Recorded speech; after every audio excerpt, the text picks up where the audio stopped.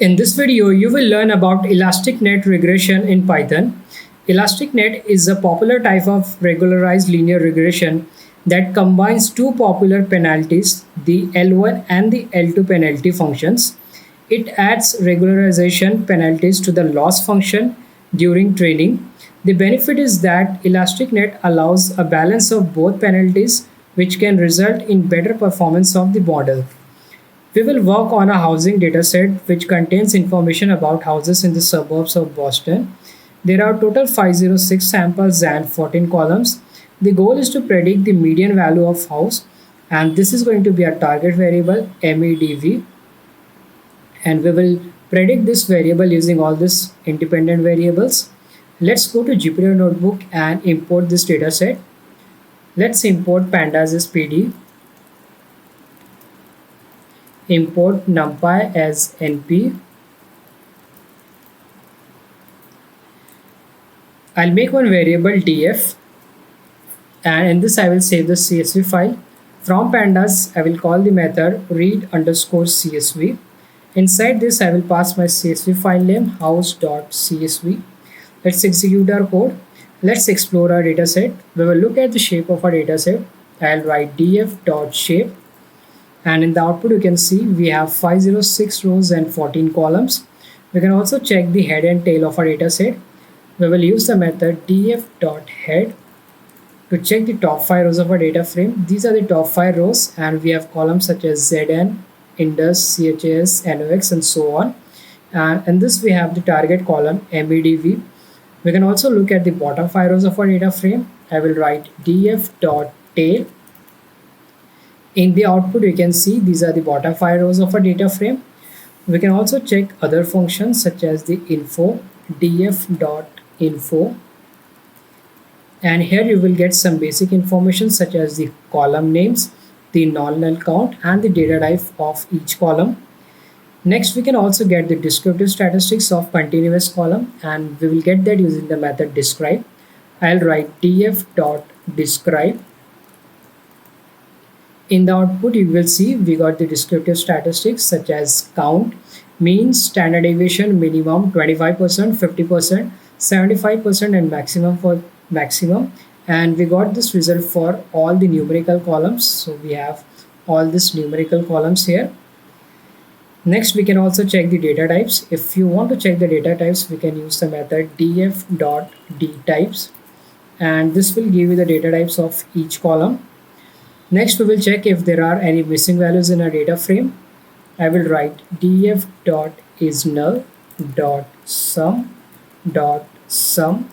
We got 0 here because there are no missing values present in our data set. Then we can also check the correlation between our independent and dependent variables using the method core. I will write df.core. Here in the output you will see we got the correlation between our target variable, that is MEDV, and rest of the variables such as stat, b, tags, and etc. And here you will see that, for example, for the variable CRIM, the correlation with our target variable MEDV is minus 38%, that is negative. Similarly, for the second variable Zn, the correlation is 0.36, that is 36%, and so on. Next we will explore our target variable. We will make the histogram of our target variable MEDV to check the distribution. So I will call. For that I have to first import matplotlib. So I will import matplotlib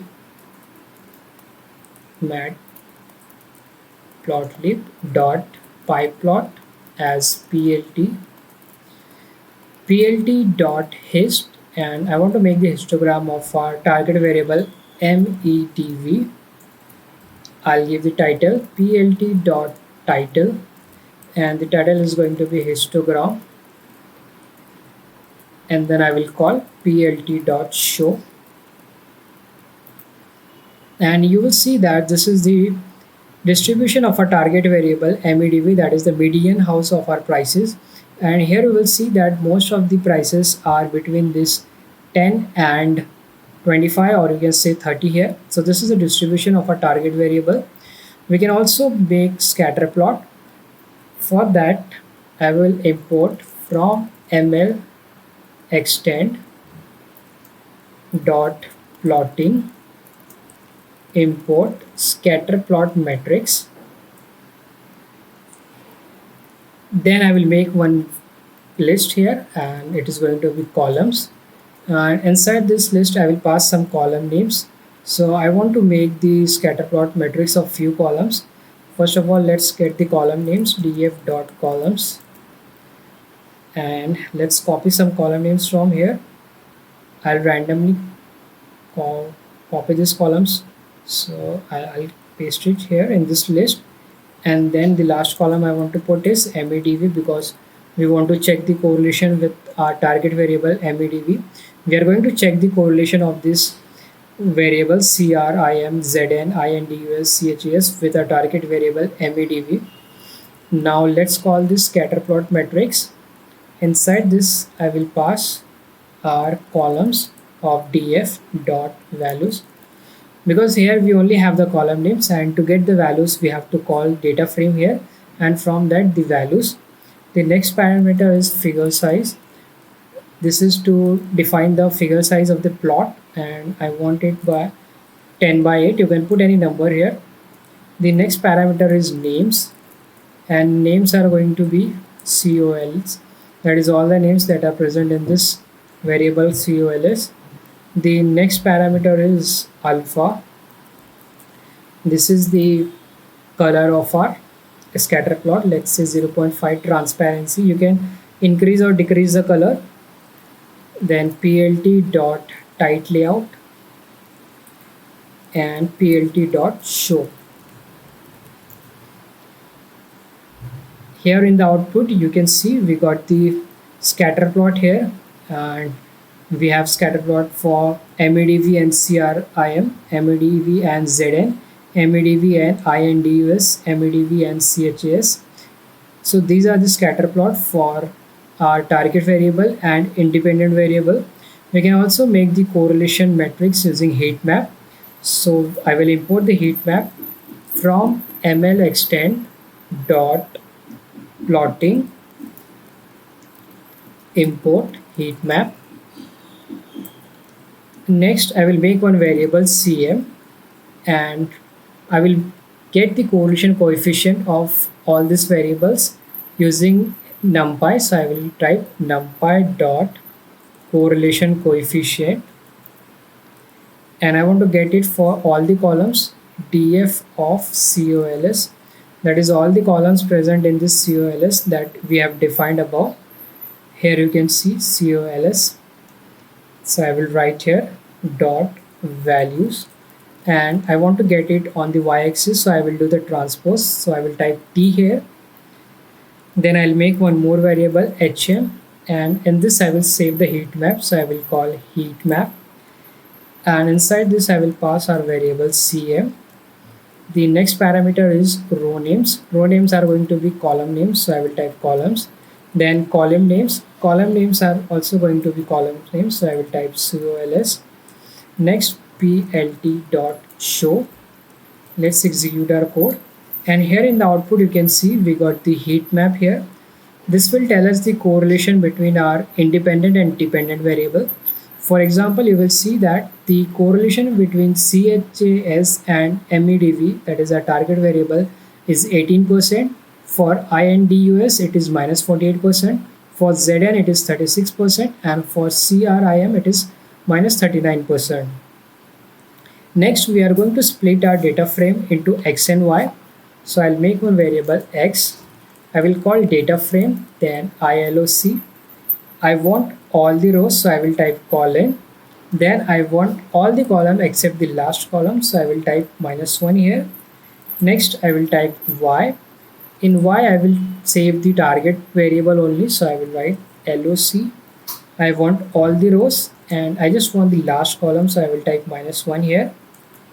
And now we have two data frame x and y. In x we have all the independent variables, and in y we just have the target variable. Next we will split this data frame into train and test. For that I will import from scikit-learn dot model selection import train test split, and I will make x train, x test, ytrain, ytest. Then I will call this train test split, and inside this I will pass a data frame x and y. I will pass one more parameter random underscore state, and let's give it a value of say 999. You can put any number here, but if you want your result to be same as mine, then you have to put the same number. Let's execute our code. Now next we are going to import the Elastic Net Regression class. So I will type from scikit-learn dot linear model import Elastic Net. Now I'm going to make the object of this class Elastic Net and save it in a variable enet. Now we'll call this Elastic Net. Inside this I will pass two hyperparameters. The first one is alpha is equal to 1.0, and the second hyperparameter is L1 ratio, and this is going to be 0.5. You can put other numbers also. Now let's execute our code. Now I'm going to fit this on our xtrain and ytrain. So I will call enet.fit, and I'm going to fit it on xtrain and ytrain. Let's execute our code. So we have fit the Elastic Net model on our xtrain and ytrain. Next we are going to make prediction and save it in a new variable. I'll make one new variable ypred, and now I will call this object enet. From this I will call the method predict, and we'll make prediction using xtest and execute our code. So now we have saved the predictions in this variable ypred. Let's see some predictions. Ypred. Here in the output you can see these are the predicted median value of house. Now we are going to print the slope and intercept for our Elastic Net model. Print slope, and it is going to be in 2 digits. So I will write %.2f %enet dot coefficient of index number 0. Let's execute our code. So our slope is negative minus 1.0 minus 0.10. Next we will print the intercept. Print intercept, and it is also going to be in 2 digits. So I will write 2f %enet, and it is saved in intercept underscore. Let's execute our code. So our intercept is 43.93. Now we are going to evaluate our model. So for that we will use the evaluation matrix MSC, and let's import it from scikit-learn. From scikit-learn dot matrix import mean square error. So we will use this mean square error to evaluate our Elastic Net Regression model. Now I will call mean square error, and inside this I will pass ytest and ypred. Here in the output you can see the mean square error is 28 for our model. We can also get the RMSE root mean square error, and it is nothing but the square root of this mean square error. So to get the square root I will call numpy, and from this I will call the method square root, and inside this I will copy this code from here and paste it here. Let's execute our code. So this is our mean square error, this is our RMSE root mean square error, and here above you will see this is our mean square error.